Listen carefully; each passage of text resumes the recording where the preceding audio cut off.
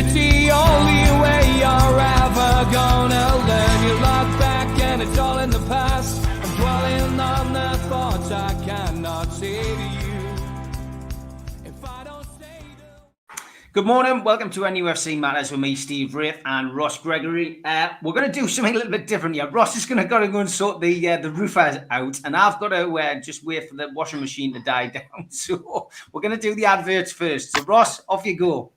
Cheers. Big thank you to skipsandbins.com, telephone 0800 25 45 25 3, email inquiries at skipsandbins.com, website skipsandbins.com, easy contract, free and pay-as-you-go waste collection.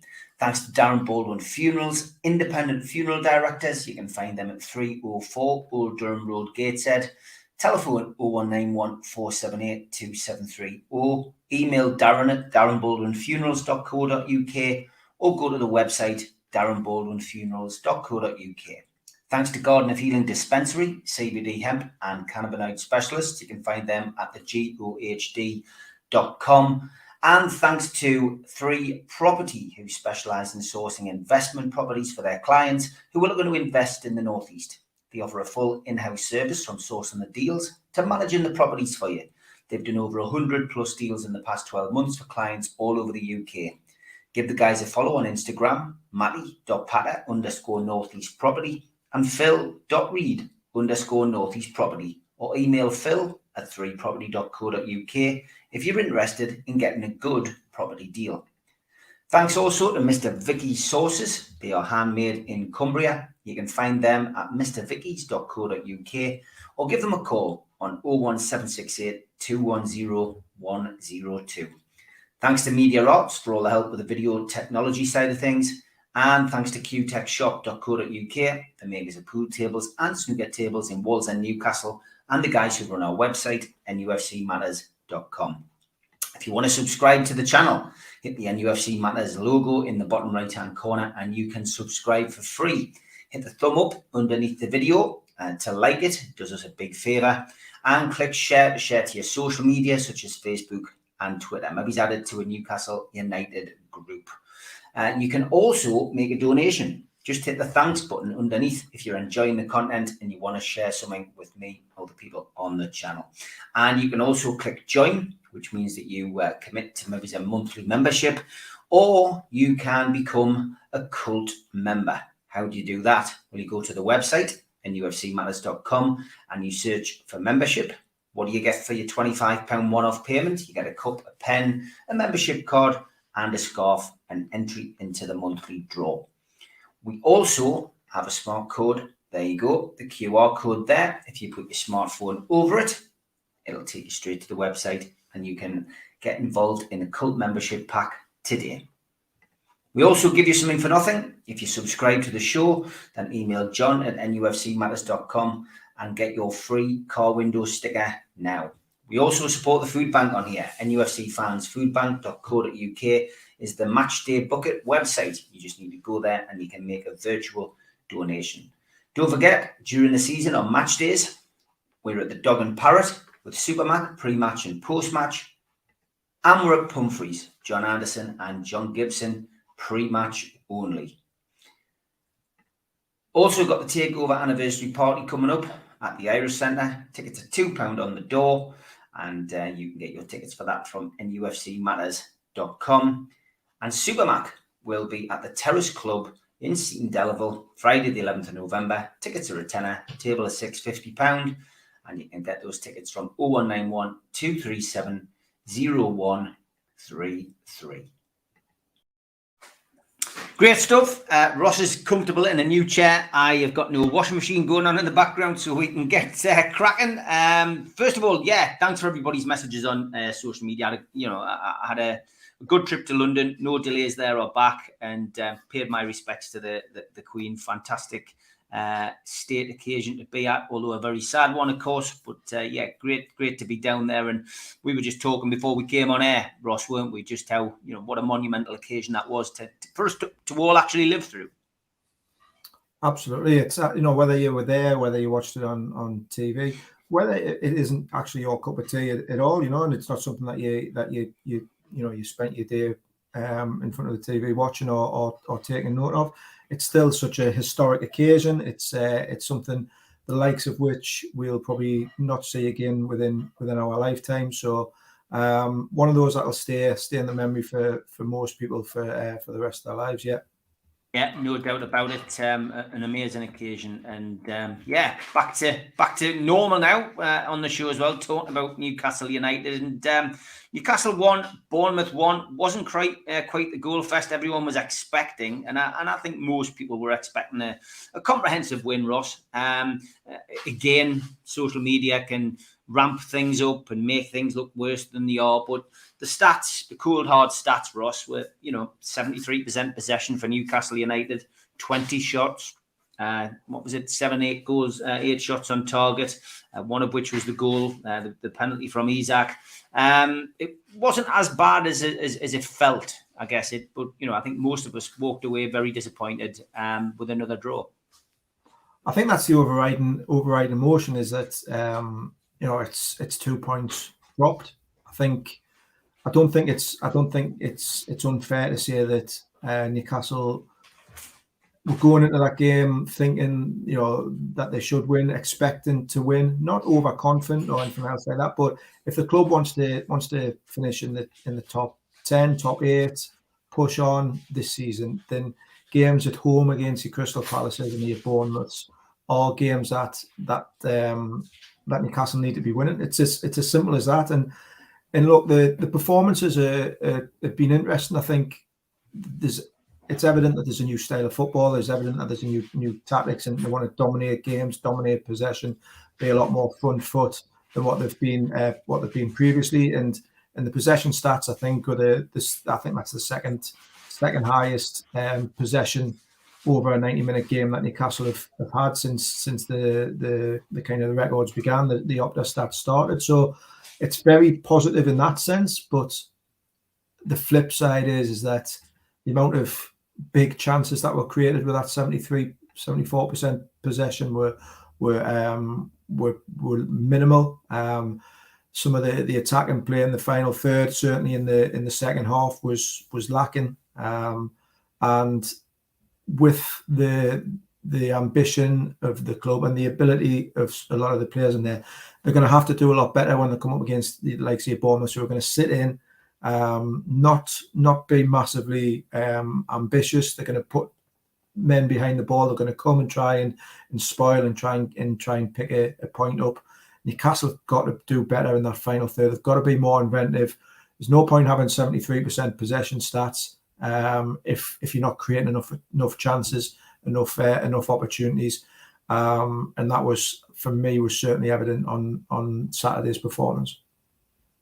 Yeah, lots of comments coming in. With over 70% possession against Bournemouth, my man of the match being Burn, it says a lot about our attack in hindsight. I think Botman would have been a better option to play it as passing and be more direct. I mean, yeah, there wasn't a great deal you could do to change it, was there, from the bench, Ross? I think that was the big problem. There was no creative option, sadly. And when you're missing Wilson, you're missing ASM in particular. There isn't any flair. We had Bruno back, of course. Yeah, you looked at the bench and first two substitutes that he brought on are Sean Longstaff and Jacob Murphy, who caused quite a lot of conversation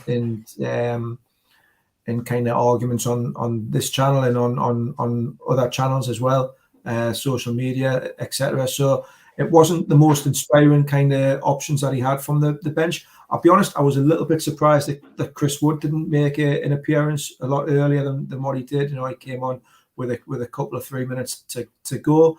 I just felt that he could have introduced Chris Wood a little bit earlier. Is he the answer long term, Chris Wood? Nobody offers a point of difference. I think he could have offered something else. When crosses are coming in, balls are coming in. Ironically, once he did come on, the service from the wide flanks kind of didn't materialise as much as what it should have done. So I would have liked to have seen him brought on a little bit earlier, but without your Callum Wilsons, without your St. Maximums, Elliot Anderson's obviously been a bit of a bright spark off the bench as well in recent games, giving a little bit of flair and a bit of creativity as well. He was obviously missing as well. I think it just shows that Newcastle were right to try and bring in an extra attacking player during the window. Haven't managed to get that, and at times the front line, the kind of the creative options look a little bit sterile for me. Botman has withdrawn from the Dutch squad, says Geordie Toon for life. I mean, might have been a bit of a niggle with Botman, and that's why he wasn't playing. Have we had any updates on Anderson, Ross? As it was a surprise to see him not involved, and I think many of us felt that should Anderson have been available at the weekend, he could have been a big difference. Yeah, just a bit of a niggle again, nothing major. So he should be back for the once the international breaks over with. So yeah, just a bit of a niggle. So hopefully he's okay. I think again, like I say, I think he would have made a bit of a difference if he had that option of bringing an Elliot Anderson off the bench, just to add a little bit of a spark, a little bit of creativity, which is testament to how well he's done over the last couple of months. You know, how he's put himself right in that frame, and how he's now considered a viable option rather than just is he going to stay? Is he going to go on loan? Whatever. Now he's pushing for that kind of first option off the bench or a creative option from the start as well. So it's great that he's come on, but equally for me, it does also further highlight the amount of or the lack of options or the lack of strength and depth or quality in that final third. That a 19-year-old who's yet to start a Premier League game or yet to make his mark in the Premier League really is seen as a vital player. A little bit of booing at the weekend. We always seem to get it. Always hard to identify where it's coming from, who's doing it. It's not time to boo, Ross, is it?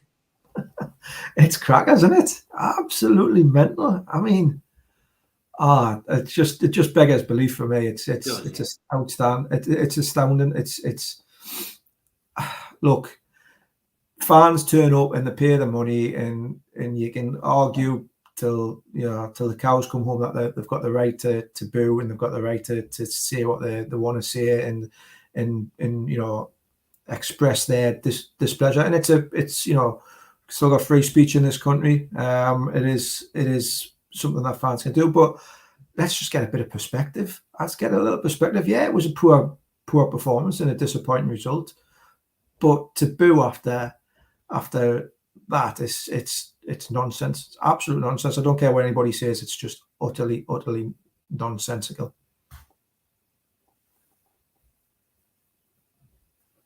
I'm not sure why you found this, Tom, but you're usually spot on. He says that he wants to focus solely on playing for Newcastle. That's the reason he's withdrawn. So if that's a direct quote, that is certainly interesting. Maybe he hasn't got a niggle. Maybe he doesn't like being rotated and he wants to be first choice. So we'll wait and see. Once fit, Anderson needs to replace Fraser as he's completely lost it, says Ian. And Ian McKenna says even Man City have days off, which is true. Yeah, 100%. Ian also says anyone booing needs a frontal lobotomy. I wouldn't go that far, mate, but I get your frustration, really. And as Ian says again, the people calling for Howe's head are ludicrous. What is wrong with people? It's just the fickle nature of football supporters, Ross, nowadays, I think, isn't it? It is, mate. It is. It's a generational thing as well. So if you've come through and watched Newcastle in certain eras when myself, both of us, Steve, we've watched Newcastle in the doldrums of what was the Division 2 at the time, the Championship, struggling to put wins together at the bottom of that division. We've seen some absolutely awful football. We've seen stagnant football. We've seen a club that's been devoid of any ambition. We've seen managers who are devoid of any ambition other than to pick up their paycheck or to stay at the club for as long as possible, or just to kind of float around the bottom echelons of the Premier League. That's not where the club is now. The club is ambitious. It's not going to get everything right. It's not going to win every game. It's not going to get every performance absolutely spot on. Anyhow, it's not going to get every tactical decision or team selection absolutely on the money. But what, we're going to boo every time there's a disappointing performance or a disappointing result? And I know it's the minority, absolutely 100%. I know it's the minority, but it's still you know, it's still ridiculous that any fan is, in my opinion, is booing this early on in the season, this early on in the project, you know, after one or two disappointing results. Yeah, I've posted the link from the Chronicle, which gives the exclusive on why Botman has decided to walk away from Holland, at least for the time being. Thanks for sharing that, Ross. Mike Ashley, not somebody we talk about a great deal on here for obvious reasons, unless we're to maybe bring up the fact that you know, things were worse in his time as the owner of the club, but he's stepping down from his position on the board of Fraser's, and obviously we know that he already handed over the running of the group to his son-in-law Michael Murray earlier this year, but he has come out today and said that he will not be standing for re-election as a director, and he will leave the board next month. He's also announced that he will provide the company with £100 million worth of funding. I do laugh when I was reading this article this morning about Mike Ashley, having heard the news. They described him as a colourful character, Ross. That's one way of describing him, isn't it? I think a lot of Newcastle fans will have other descriptions, will have other words. Some of them begin with C as well, but we'll not go there. I think, look, he's a businessman. He's been very, very successful, extremely successful. You can't argue with that on a business side, whether you agree with the methods or the way he goes about his business or whatever. He's been a really successful businessman. You know, maybe he's wanting just to spend a little bit more time with his family, with his personal interests or whatever. But look, I think as a Newcastle fan base, let's just let him crack on and do what he needs to do, in safe in the knowledge now that what he does doesn't really particularly affect Newcastle United anymore. No, and thankfully that is good. Ian thought you were going to drop the C bomb. No, not on this show. John says another giant mug leaves the Sports Direct building. Yeah, all kinds of little things coming out with that, but yeah, very good. BT, thanks for this. He says Premier League are looking to push forward a move that would see restrictions on spending on transfers, wages, agents' fees for the first time. Only allowed spending in these areas as a percentage of income.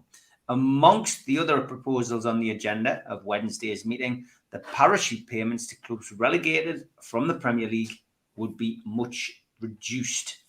Let's focus on that second part, Ross. We know that the Premier League are constantly trying to change things to make it more difficult for clubs to spend money. That last point on the agenda rather concerns me, not because I feel that it's going to involve Newcastle in any way, shape, or form. At least it shouldn't under the current ownership for the foreseeable future. This is going to impact massively on clubs at a time when they are still probably some clubs trying to recover from COVID. And I mean, you don't have to look too far away. Maybe it's in our neighbours down the road at Sunderland. They're not on a financially great footing, one would imagine, after the last few years that they've had. Playing well at the moment, deserve to be where they are. But Premier League, parachute payments have been massively beneficial to some of these teams. You just need to think of the likes of Fulham, Norwich, Newcastle under Mike Ashley.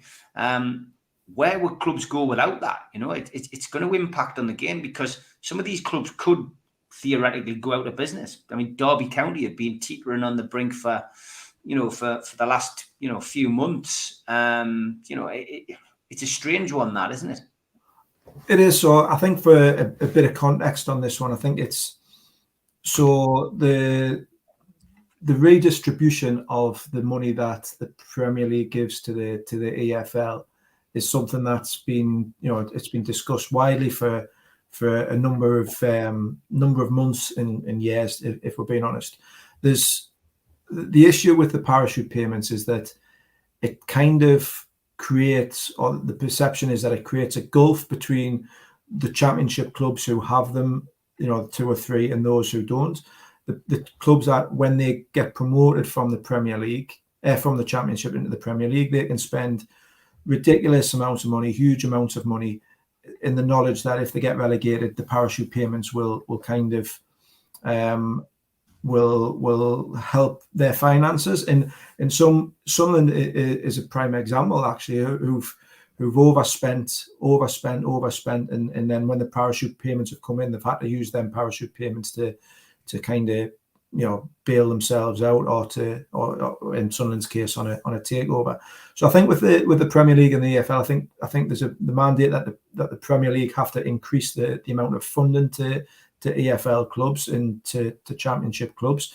That's going to be, I think that one of the proposals that I'm aware of is that that's going to be redistributed more evenly. So there'll still be money going into the Championship, into the EFL, but it'll be on a bit more of a sliding scale, a bit more like what the Premier League is, where if you finish in 10th, you'll get a certain amount of money. If you finish in 12th, you'll get X amount of money, and so on and so forth. They want to stop the gulf between the financial gulf between the clubs who come out of the Premier League and who then, or, you know, because they're getting, you know, millions and millions of pounds in parachute payments, that it creates an unfair playing field in the EFL, is the perception. You know, these clubs have got a lot of wealth and are more able to go straight back up rather than clubs already in the Championship. So that redistribution of the money is something that the key that is one of the mandates that they've got at the minute. I don't think it'll result in a reduction in the actual money going into the AFL. It'll just be redistributed a little bit more evenly and potentially stop the area, I suppose, that it will impact on is those clubs that are going up. So your Fulhams, your Forests, all them sort of clubs that are going up and, you know, wanting to spend big money to try and close the gap on the Premier League. They won't be as able to, because they won't have the knowledge, that they won't have this kind of the security blanket of these parachute payments, that if they fail, they'll go back down. So they'll have to be a little bit more careful with their spending. You know, look at some of the money that Forest has spent this summer is ridiculous. They'll have to be a little bit more careful about their spending. But hopefully it's something that will ultimately benefit the whole of the pyramid system, the whole of the EFL, rather than just focusing that big payments on the three clubs that get relegated. Interesting stuff that we'll keep an eye on how things progress. John Askew, good morning. He says, despite injuries, should we have been more creative in the last two games? He also says, we still need a replacement for Callum Wilson. He's acted good, but he's not a striker. Will we sign one in January? Some fans were hoping for Burnley's corner, and perhaps we can now see why. So two good questions there from John. Should we have been more creative? It's difficult, isn't it? I mean, you know, Almiron, Fraser, and Murphy aren't pulling up trees at the moment. They're not getting enough crosses in. They're not creative enough. They don't score enough goals, if any. And you know, without ESM, we lack creativity, don't we? Yeah, I mean, Eddie Howe's got a, you know, he came out after the game, rightly said that he was disappointed in some of the players, some of the lack of patience at times, the lack of creativity in that final third. He was disappointed in it. He's not accepting that. Yeah, he's without a couple of key players, but he's not going to just accept that as an excuse. I don't think he's going to have to go away and work on the training ground on the patterns of play, on the quality in the final third, try and get more out of the players there. Equally, you know, there's other areas that they're going to have to, you know, it's not just the front three. I think the midfield have got to start being a little bit more chipping in and being a bit more creative. You know, can Joe Linton start getting on the score sheet? What's happened to Joe Willock in front of goals? Bruno coming back will obviously be a help, but he's going to be playing that slightly deeper role as well. So he's got a couple of little problems. Yeah, hopefully Callum Wilson will be back after the international break. ASM maybe a little bit later, but look, you can't rely on one or two players, and I know they're key players. Don't get us wrong, they are key players, but there's got to be a collective from within the squad on the training ground to be creative, regardless of which players are playing, which players are missing. So yeah, it's going to be a big kind of couple of weeks, I think, for Eddie Howe just to work on stuff on the training ground. In terms of players coming in January, I think they will target a player or two. I think they will continue to look for attacking options. January is a very, very difficult window to get the right players in. Are they going to be available? Are they going to be available at the right price? Yeah, but they'll certainly be targeting another couple of attacking players, I think. Yeah, Roger Cook, going back to what we were discussing just a moment ago, and he says, Ross, that is fairer, but here's my but. It's not extremely hypocritical by the Premier League, given the vast amount the winner receives in comparison to lower finishers. I mean, I understand where you're coming from, Roger. I just worry about that financial implication. It's the gap between the Premier League and the Championship opening up. There's already a gulf in football class. If you start taking more money off those teams that go down, it's only going to get wider, and we're going to end up in a situation where we have a league. And no offence to Scotland, but I think we all realise that the Scottish Premier League is dominated by a couple of teams. You can sometimes say 3 or 4, but it's Celtic, Rangers, and everybody else.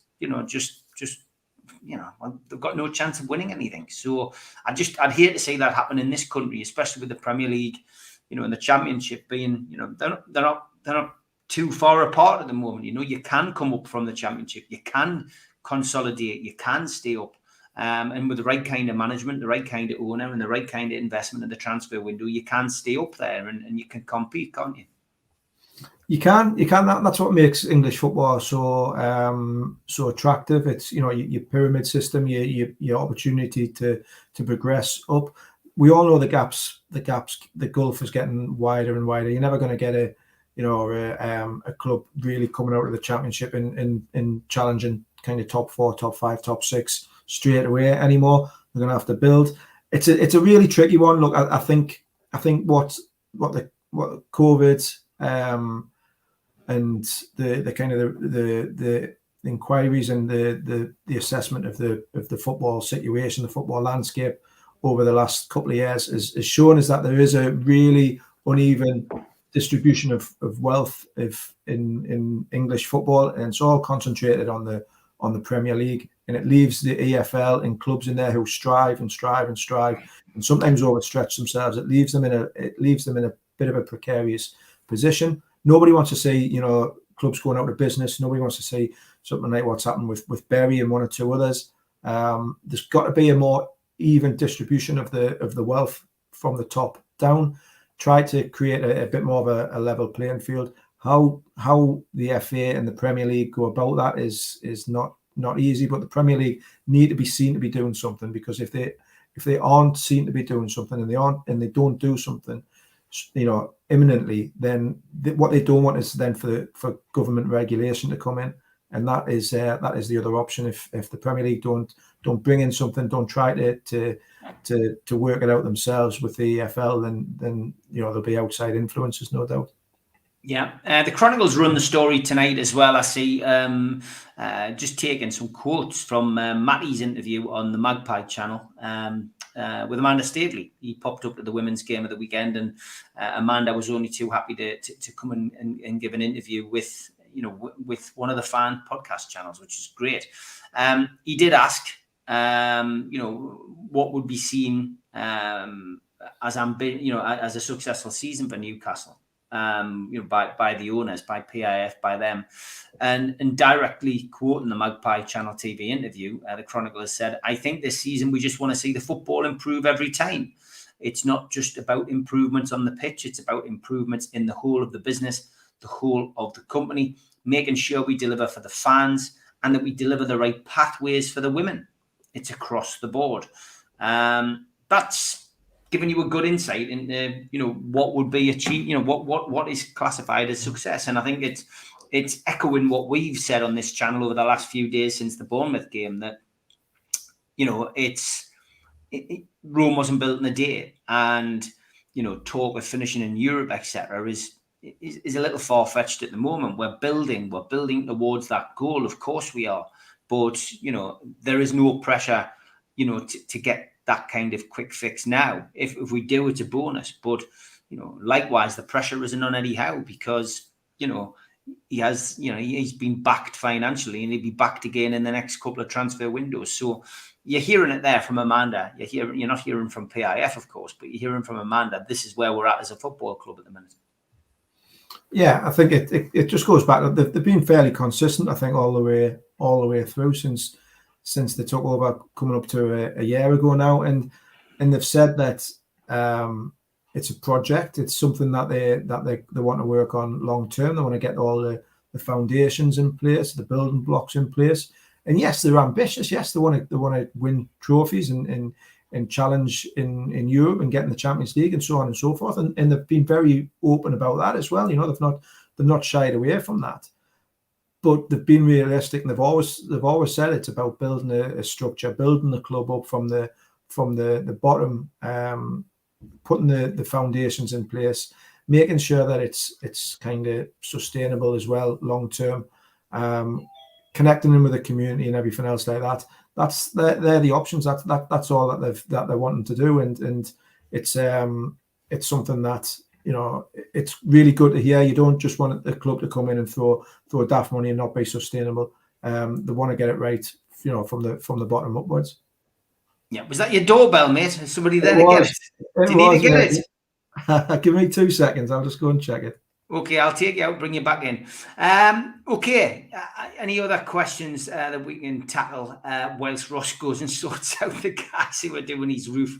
I'll get to some quotes. Ian says, it's like the owners say, patience is a virtue, and some fans say we're going to win the league. And that's the thing, Ian, isn't it? It's, it can be very fickle. Social media in particular, a lot of us feel, when Newcastle win, we can go and, we can dominate and win every game. But then, we all at some point get carried away as football fans, and that's just the way it is. It's Avon, says Geordie Toomper Life. Avon calling.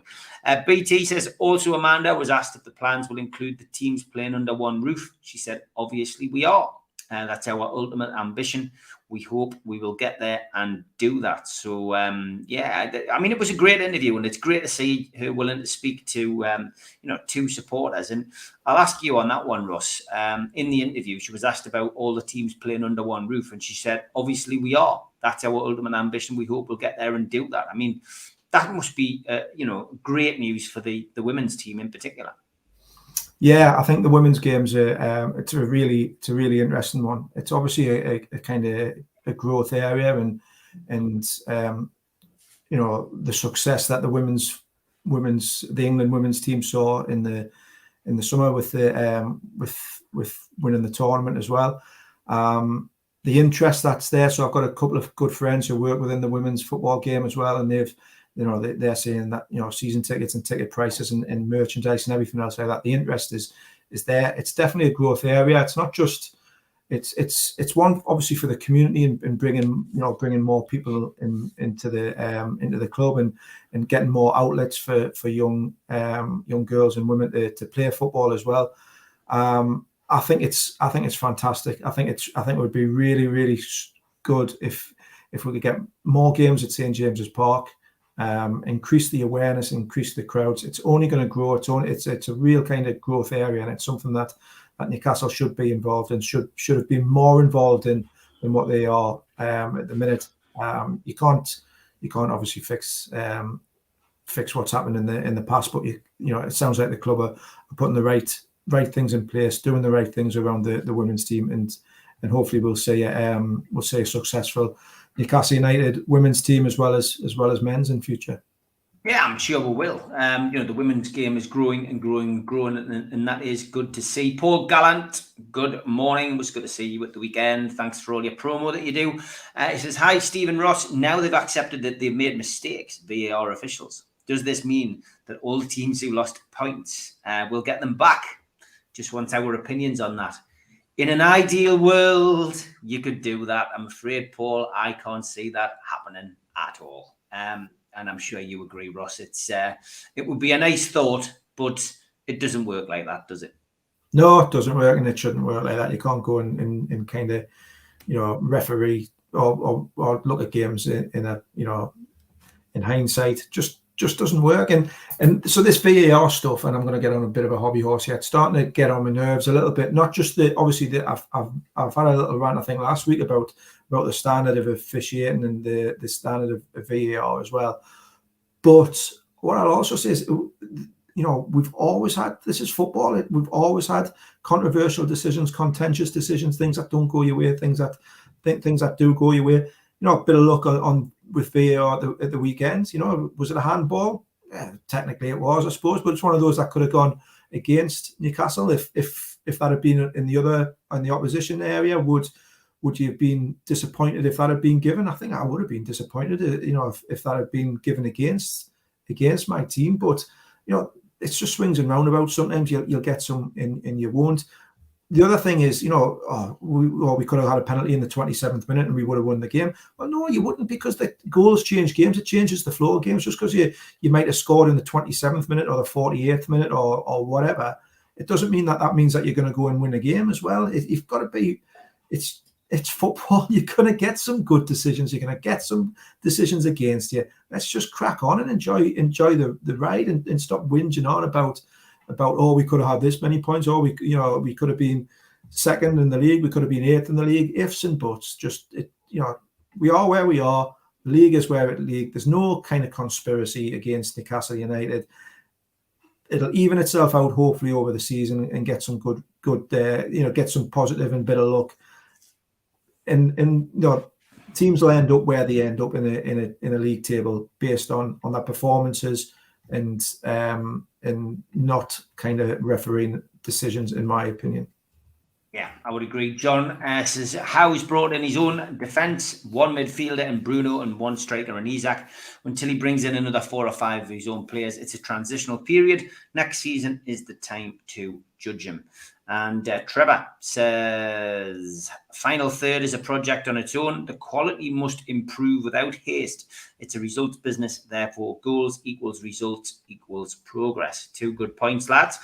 Keith, of course I will. Happy birthday to Grant for yesterday. Grant Moore, I hope you had a great day. I hope you were spoiled rotten. And yes, quite a monumental occasion, the Queen's funeral to have your birthday. But the world doesn't stand still for anything. So I hope you had a good day, mate. Happy birthday. John, happy birthday, says that as well. Next point of call is Geordie Tumbalite. He says, it's because we've more technology, cameras, etc. Hence, we see more wrong decisions.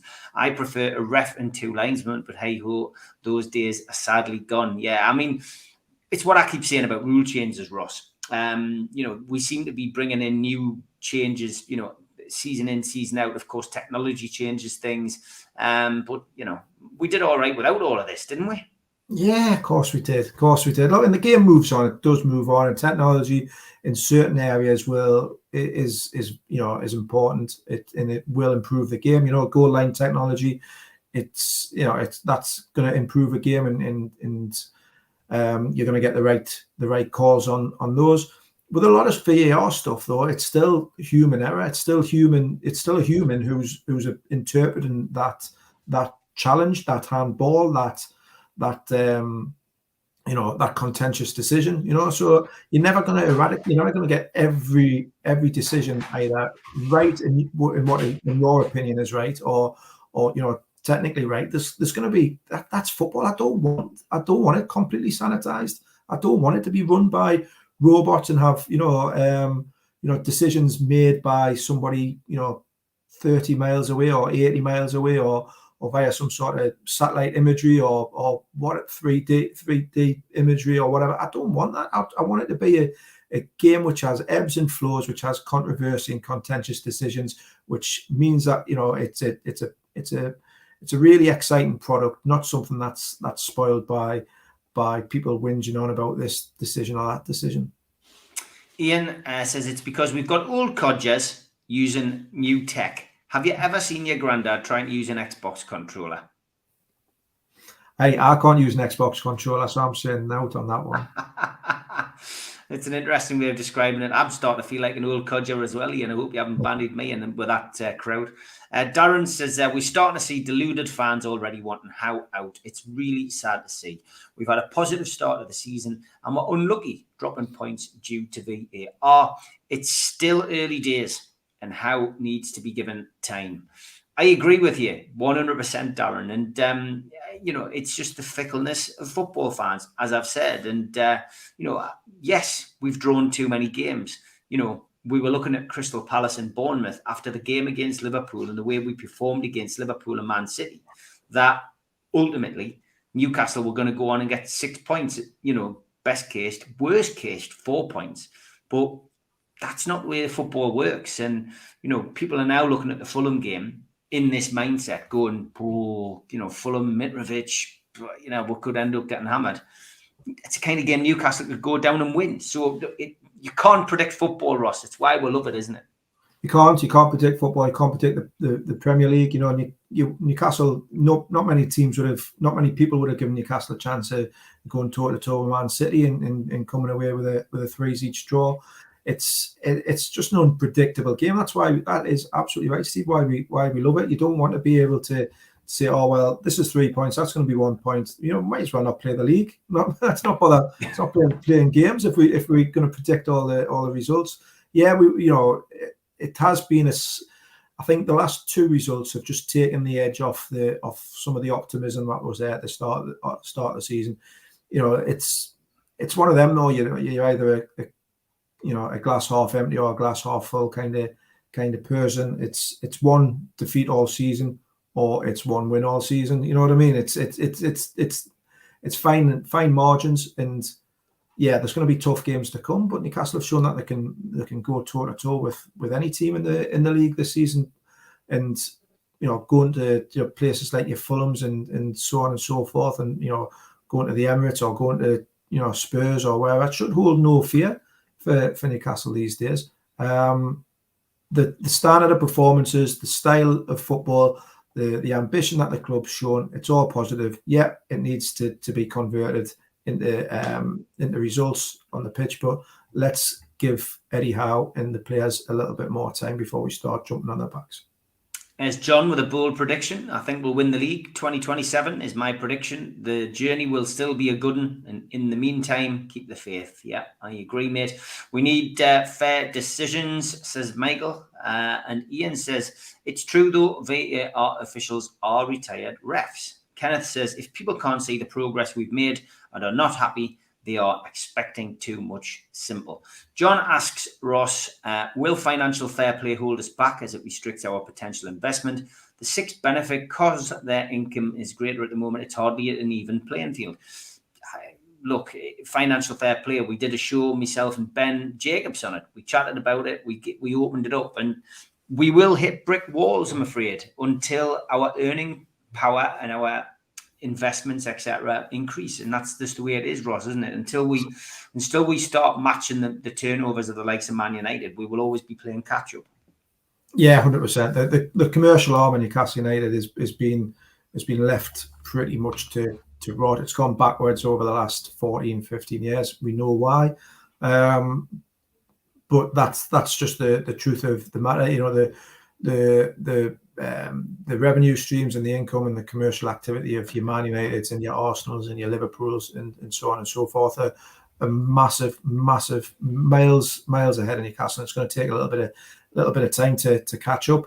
FFP is in place, in whether you agree with it or not, it is in place, and that there is going to end up restricting Newcastle in certain areas. If new regulations come in place where you can only spend a certain percentage on your salaries, on your wages is in comparison to your income, then that's going to be a little bit more restrictive as well.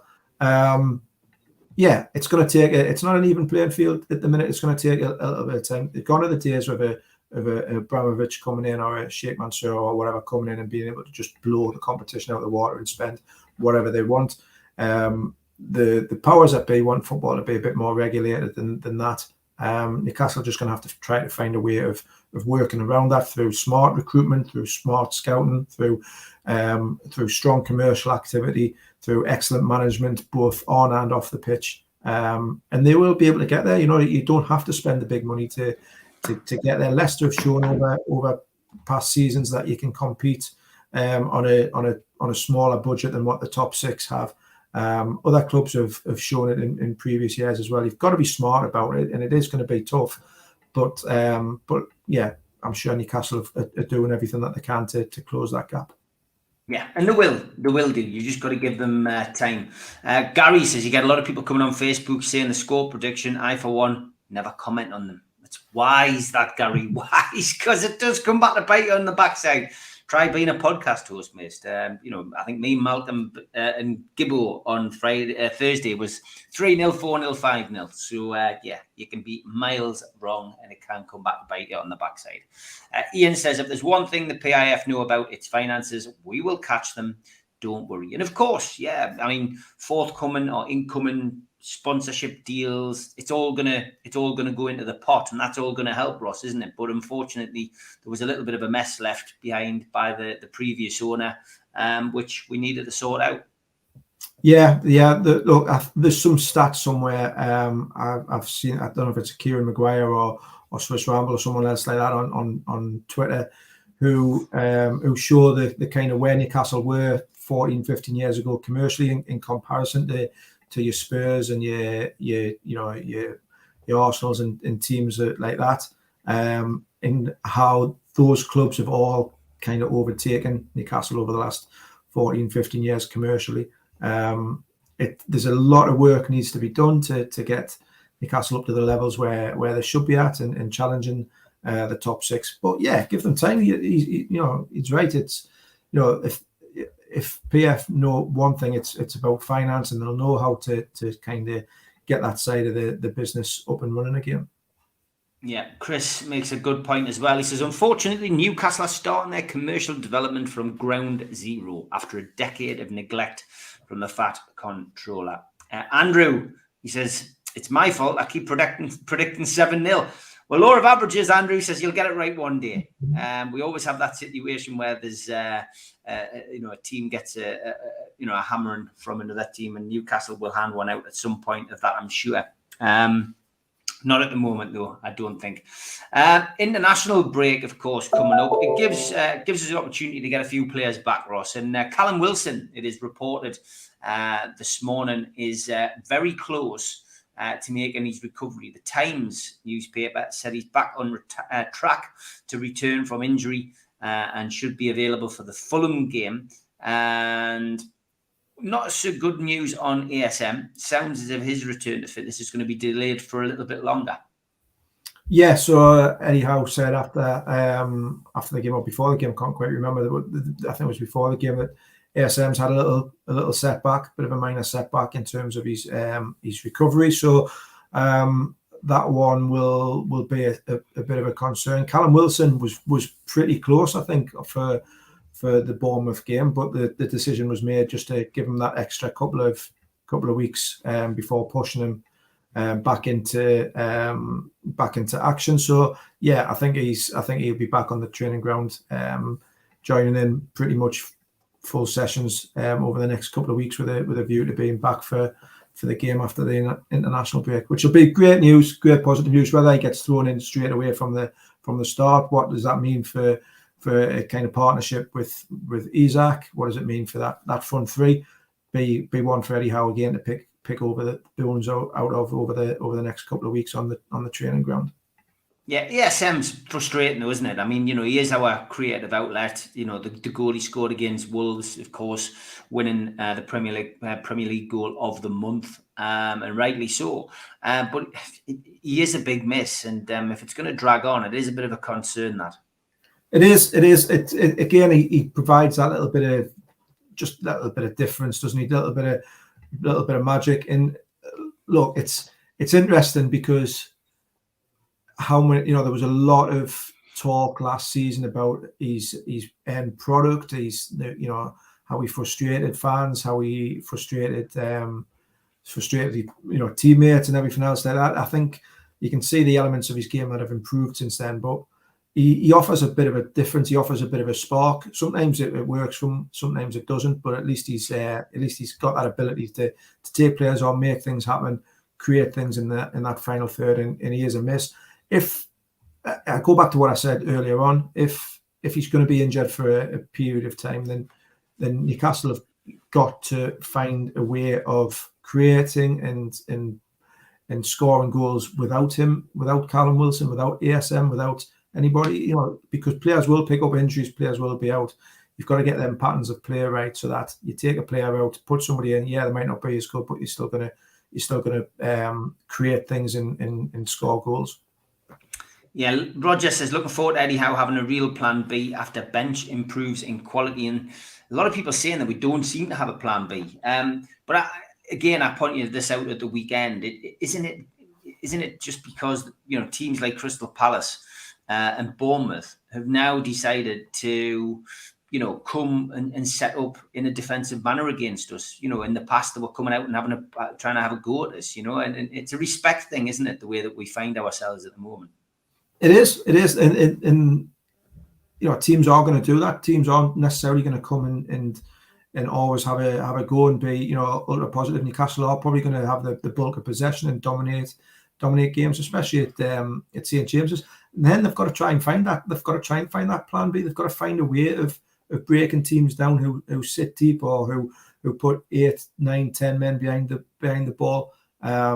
They didn't do it well enough. They weren't patient enough on Saturday. They didn't, probably move the ball quick enough. The quality of supply into the forwards wasn't good enough. The final ball, shooting from 30, 35 yards out, wildly over the bar and this, that, the other, just lacked that little bit of composure and patience. Like I say, I would have had Chris Wood on a lot earlier than what I did. No, I'm not saying it would have made a difference, but it as a even if you'd gone with a 2 up front and got crosses into him and picked up the pieces from it, I don't know. I think there was a plan. There was the option of a plan B from the bench, but for whatever reason, Eddie Howe didn't want to use it until the last 3-4 minutes. So. Which is his prerogative. He's the manager. He wants his team playing in a certain way. But I would have had Chris Wood off the bench a lot earlier than what he did.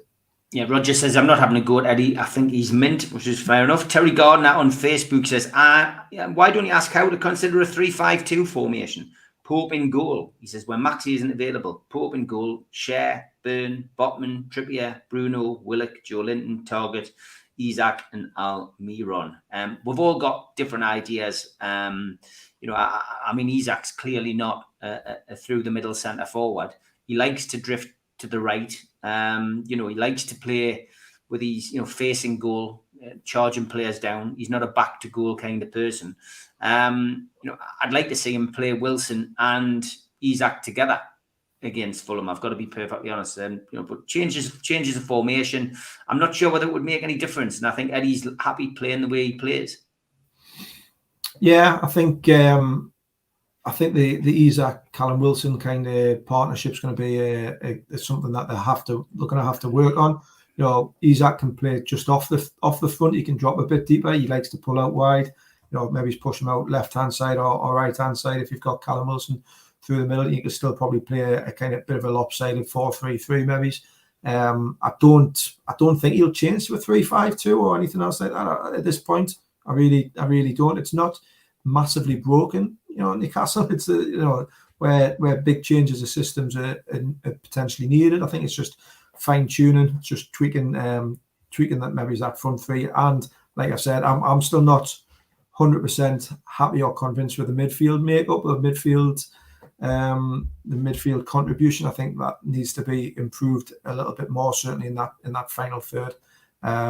So I just think it's tweaks. It's getting key players back. If they're not coming back, just making minor tweaks to the performances and the system more than kind of big wholesale changes.